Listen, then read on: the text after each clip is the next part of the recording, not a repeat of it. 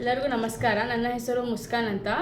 ನಾನು second P U ಮಾಡಿದ್ದೇನೆ. ಆದರೂ ಡಿಗ್ರಿ ಮಾಡೋಕ್ಕಾಗಲಿಲ್ಲ, ಯಾಕಂದರೆ ಕೊರೋನಾದಿಂದ ನಾನು ಏನು ಮಾಡೋಕ್ಕಾಗಲಿಲ್ಲ, BCom ಅನ್ನು ಮಾಡೋಕ್ಕಾಗಲಿಲ್ಲ.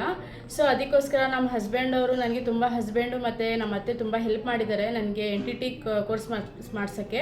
NTT ಬಂದು ನರ್ಸರಿ ಟೀಚರ್ ಟ್ರೈನಿಂಗ್ ಅಂತ.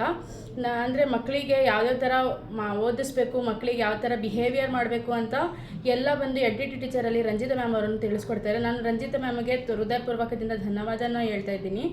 ನನಗೆ ರಂಜಿತಾ ಮ್ಯಾಮ್ ಅಂದರೆ ತುಂಬ ಇಷ್ಟ ಆದರು, ಯಾಕೆಂದರೆ ನನಗೆ ಏನೇನು ಗೊತ್ತಿರಲಿಲ್ಲ ಎಲ್ಲ ನನಗೆ ರಂಜಿತಾ ಮ್ಯಾಮ್ ಅವರು ಕಳಿಸ್ಕೊಟ್ಟಿದ್ದಾರೆ. ನನಗೇನು ಬರ್ತಾ ಇರಲಿಲ್ಲ.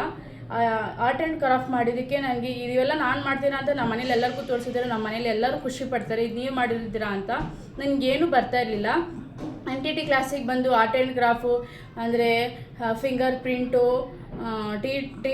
ಟೀ ಕ್ರಾಫ್ಟು, ಟ್ರೀ ಪಾಸ್ಟಿಂಗು, ಆಮೇಲೆ ಜಾಸ್ತಿ ಏನೇನು ಮ್ಯಾಮ್ ಕೊಡ್ತಾರೆ.